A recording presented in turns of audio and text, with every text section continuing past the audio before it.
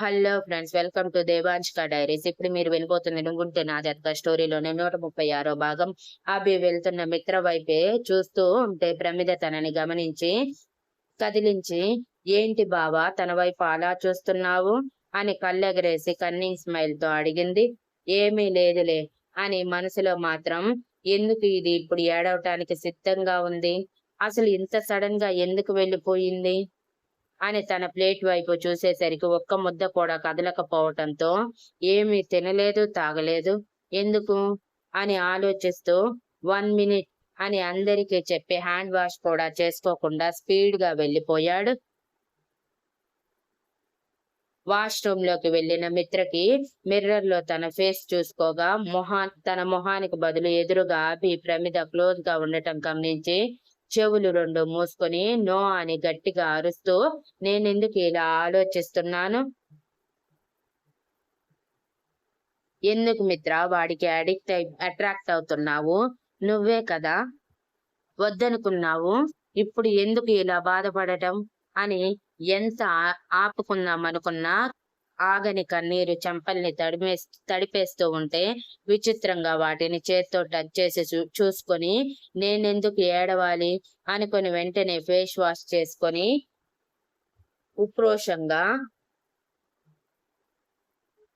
అయినా పక్కన నేనున్నా కూడా కనీసం ఒక్కసారి కూడా చూడలేదు, దానికి మాత్రం గోరు ముద్దలు పెడుతున్నాడు, నేనే వాడి పెళ్ళామంటాడు, నేను దానితో క్లోజ్ గా ఉంటాడు, ఎంత క్లోజ్ గా ఉంటే మాత్రం మరి ఇంతనా, దానిని పెళ్లి చేసుకోబోతున్నాడేమో అందుకే ఇంత క్లోజ్ గా ఉంటున్నాడేమో అని ఏదేదో అనుకుంటూ అభిని తిట్టుకుంటూ పావుగంట పాటు గడిపేసింది.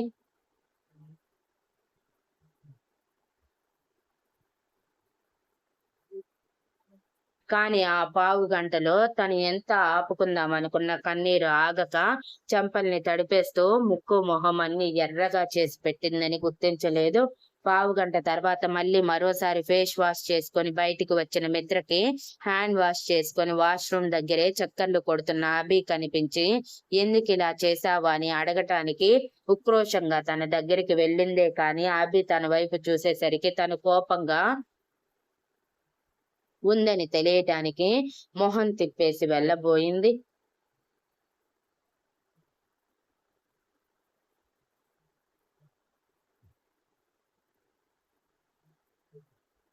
ఎప్పుడెప్పుడు మిత్ర బయటికి వస్తుందా, తను ఎందుకు ఇలా ఏడుస్తుందా అని తెలుసుకుందామని వెయిట్ చేస్తున్న అభికి మిత్ర అలా తనని చూసి కూడా పట్టించుకోకుండా వెళ్ళిపోతూ ఉంటే కోపం వచ్చి తన చేతిని గట్టిగా పట్టుకొని హోటల్ బయట ఉన్న గార్డెన్ లోని పెద్ద చెట్టు వెనక్కి తీసుకువెళ్లి చెట్టుకి లాక్ చేసి, ఎందుకు ఏడుస్తున్నావు అని కోపంగా అడిగాడు. ఇంకా మిత్ర కళ్ళల్లో నిలిచిన నీళ్ళని చూసి, నేనేడిస్తే మీకెందుకు, ఏడవకపోతే మీకెందుకు, అసలే మీ మరదలు మీకోసం చాలా వెయిట్ చేస్తూ ఉండుంటుంది, మీరు నా కోసం ఇలా వస్తే తనెంత ఫీల్ అవుతుంది చెప్పండి, పైగా మీరు ఫుడ్ పెడితే కానీ తినలేని చిన్నపిల్లని కాదు కదా అని ఉక్రోషం పొంగుకొచ్చి మనసులో ఉన్న ఆక్రోషం మొత్తం వెళ్ళగక్కింది. వాట్ అంటూ అభి ఒక్క క్షణం మిత్ర ఇంటెన్షన్ అర్థమవ్వక అయోమయంగా మొహం పెట్టి అడిగి వెంటనే ఏదో స్ట్రైక్ అయినట్టు మిత్ర కళ్ళల్లోకి సూటిగా చూస్తూ, యు ఫీల్ జెలస్ అని చిరునవ్వుతో వాళ్ళిద్దరి పొజిషన్ రివర్స్ చేసి మిత్రని తన చేతుల మధ్యలో బందీ చేస్తూ అడిగాడు.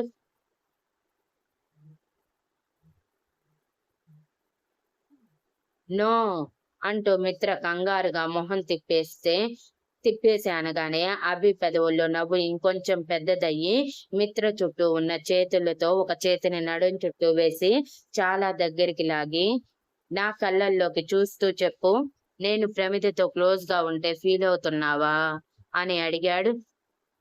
మిత్ర అభి తనని అలా గట్టిగా హత్తుకోగానే కొంచెం టెన్షన్ పడి తన కళ్ళల్లోకి చూసింది.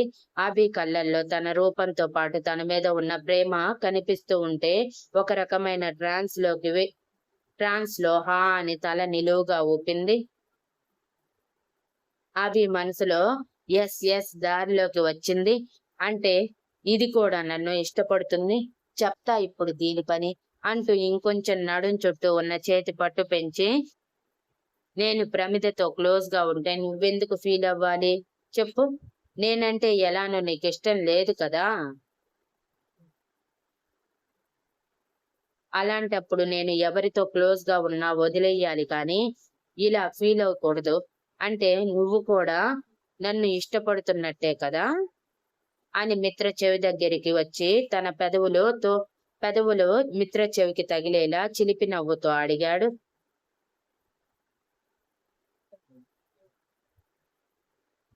అభి పెదవులు తన చెవిని తాకుతూ ఉంటే మిత్ర శరీరంలో వణుకు మొదలై సార్ అని వణుకుతున్న గొంతుతో పిలిచి అభిని దూరం చెయ్యాలని అభి గుండెల మీద చెయ్యి వేసింది.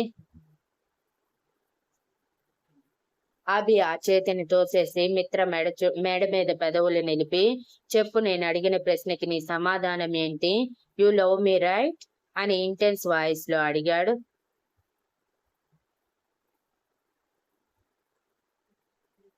మిత్ర భయంగా సార్ మనం బయట ఉన్నాం అని అంది. డోంట్ వరీ, ఇక్కడేమి మీడియా లేదు. ఆల్రెడీ మీ రుద్రబావ వస్తున్నాడని తెలియగానే ఫుల్ సెక్యూరిటీ అరేంజ్ చేశారు. పైగా ఇటు సైడ్ ఎవరు అంత త్వరగా రారు. వచ్చినా మనం కనిపించము. మనకి చెట్టడ్డుంది కదా అని.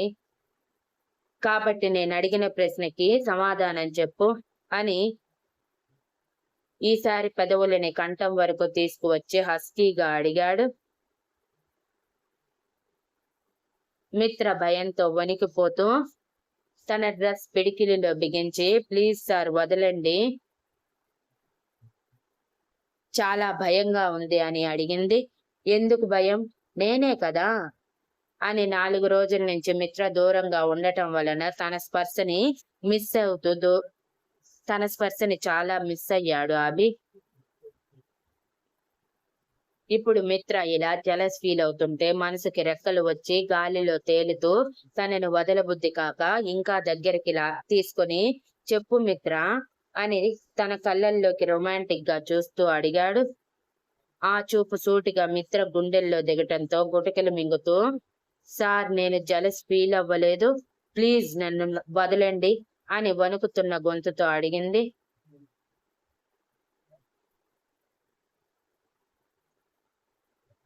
నో, నువ్వు ఫీల్ అయ్యావు. ఇందాకే ఆ నిజం ఒప్పుకున్నావు.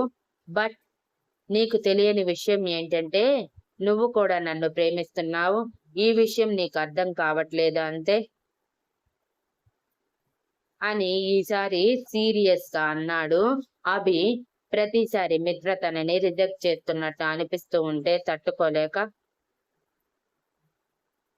లేదు సార్ నేను ఫీల్ అవ్వలేదు అని మిత్ర బింకంగా అంటూ ఉంటే అభికి ఉక్రోషం పొంగుకొచ్చి మిత్ర పర్మిషన్ అడగకుండా ఈసారి హార్ష్ గా పెదవులు అందుకొని గాఢంగా ముద్దు పెడుతూ ఉంటే మిత్ర షాక్ అయ్యి కళ్ళు పెద్దవి చేసి అభి నుంచి దూరం జరగాలని ట్రై చేసింది. కానీ తను కదిలే కొద్దీ అభి అంతకంతకి ముద్దులోని గాఢత పెంచుతూ ఉంటే మిత్రకి ఊపిరి అందక అభి భుజాల మీద కొడుతూ ఉంది. అభికి అదంతా డిస్టర్బ్ గా అనిపించి మిత్ర 2 చేతులని పట్టి వెనక్కి మడిచిపెట్టి ఒక చేతితో వాటిని పట్టుకొని మిత్ర మెడ వెనక మరో చేతిని పెట్టి గట్టిగా పట్టుకొని ఈసారి స్మూత్ గా ముద్దు పెట్టడం స్టార్ట్ చేసి తన ఊపిరిని మిత్ర ఊపిరిగా మార్చాడు. 2 నిమిషాలు మిత్ర గింజుకున్న 3వ నిమిషం తనకి తెలియకుండానే తన పెదవుల కదలిక స్టార్ట్ చేయటంతో అభికి అది అర్థమై నిదానంగా తన చేతుల్ని వదిలేశాడు. విడుదల అయిన తన చేతుల్ని అభి జుట్టులోకి పోనిచ్చి హత్తుకుంది మిత్ర ఆటోమేటిక్ గా.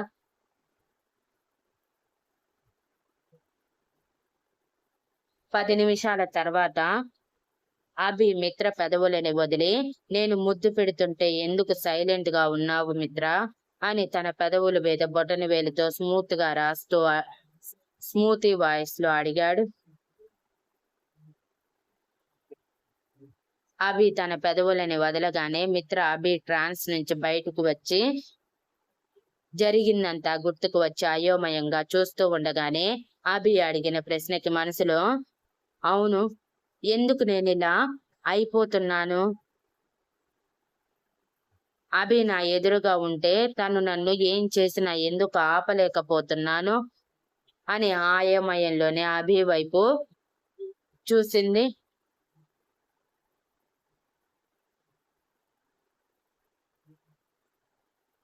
తన కళ్ళల్లో అయోమయం చూసిన అభి చిరునవ్వుతో, ఎందుకంటే నువ్వు కూడా నన్ను ఇష్టపడుతున్నావు కాబట్టి ఏ అమ్మాయి అయినా సరే తనకి నచ్చిన మగాడి స్పర్శ జస్ట్ తగిలితేనే ఏదో తేళ్లు చెరులు పాకినంత అసహ్యంగా చూస్తారు, కానీ నువ్వు నేను ఎలా టచ్ చేసినా ముద్దు పెట్టుకున్నా అలా రియాక్ట్ అవ్వవు. నీ కళ్ళల్లో నేనెప్పుడూ నా మీద అసహ్యం చూడలేదు. ఒక్క భయం, కోపం తప్ప. అంటే దానర్థం నేను నీ మనసులో ఉన్నాననే కదా అని తన కళ్ళల్లోకి సూటిగా చూస్తూ అన్నాడు.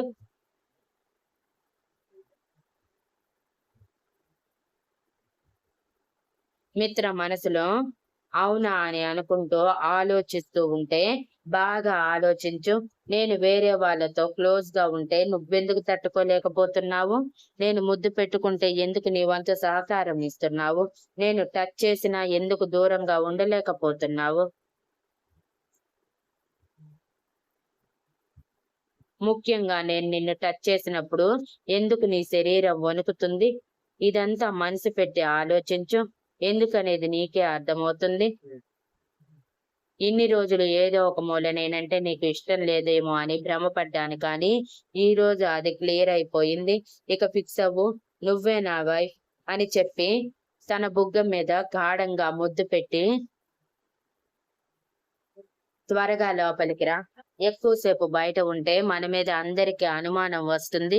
ఇప్పటికే మనం వచ్చి అరగంట పైనే అవుతుంది అని చిరునవ్వుతో చెప్పి, మిత్ర అతనిని ప్రేమిస్తున్న ఊహ అభిని నేల మీద నిలవనివ్వకపోవటంతో చెరగని చిరునవ్వుని పెదవుల మీద తగిలించుకొని సంతోషంగా లోపలికి వెళ్ళాడు.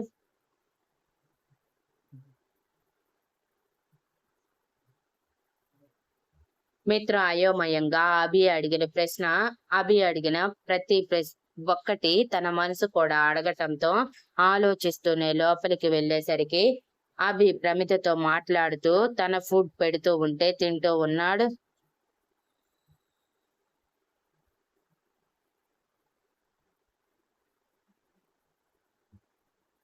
అప్పటి వరకు ఆలోచనలో ఉన్న మిత్ర ఆ సీన్ చూడగానే మళ్ళీ కోపం ముంచుకొచ్చి ఉక్రోషంగా తన ప్లేస్ కి వచ్చి కూర్చొని అభి వైపు కాల్చేసేలా చూస్తూ ఫోర్క్ తీసుకుని ప్లేట్ లో ఉన్న ఫుడ్ ని ముక్కలు ముక్కలు చేస్తూ ఉంది. అభి అది గమనించి ఇంకొంచెం ఎక్కువ చేస్తూ, నాకు ఇది పెట్టు ప్రమిద, దాని టేస్ట్ చాలా బాగుంది అని క్యూట్ గా మొహం పెట్టి అంటూ ఒక్కొక్క ఐటెం చెప్తూ ప్రమిదతో పెట్టించుకుంటూ మిత్ర వైపు ఇంటెన్స్ గా చూస్తూ ఉంటే మిత్ర పళ్ళు కొరుకుతూ, మీరు తినలేరా సార్? మీకంటే చిన్నపిల్ల మీకు పెట్టాలా అని ఉక్రోషంగా మనసులో అనుకుంది, కానీ బయటికి అని ధైర్యం చేయలేకపోయింది.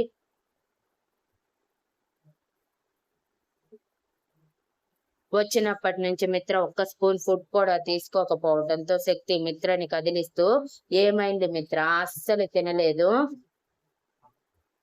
మా అందరిది అయిపోయింది, ఇక నువ్వే ఉన్నావు, త్వరగా తిను అని అంది. హా శక్తి అంటూ అభి వైపు మళ్ళీ కాల్చేసేలా చూస్తూనే తినటం మొదలు పెట్టింది.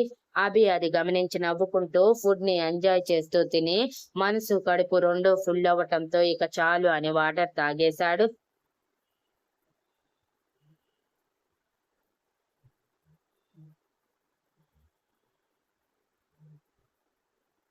మిత్ర కూడా కోపంతో ఫుల్ గా తినేసి నాది అయిపోయిందనగానే, సరే పదండి అలా బయట వాకింగ్ చేద్దాం అని రుద్ర అనగానే అందరూ బయటకు కదిలితే రుద్ర శక్తి భుజం చుట్టూ చెయ్యి వేసి ఇంకొంచెం ముందుకు నడుస్తూ జంటగా వాళ్ళు మాట్లాడుకుంటూ వెళ్ళిపోతే వెనకే వేణు సమన్వయ చేతిని పట్టుకొని తీసుకువెళ్ళాడు. మహి ఎలాగైనా మహాలక్ష్మితో ఒంటరిగా గడపాలనుకుని, మహా అక్కడ మంచి ప్లేస్ ఉంది చూపిస్తారా అని తన చేతిని పట్టుకొని మరో సైడ్ తీసుకువెళ్ళిపోయాడు.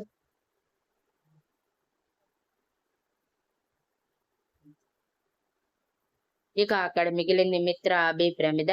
అభి, ప్రమిద ఒకరి చేతులు మరొకరు పట్టుకొని నడుస్తూ ఉంటే మిత్ర వాళ్ళ వెనకే నడుస్తూ కలిసిన వాళ్ళిద్దరి చేతుల వైపే కళ్ళు నూరుకుంటూ చూస్తూ ఉంది.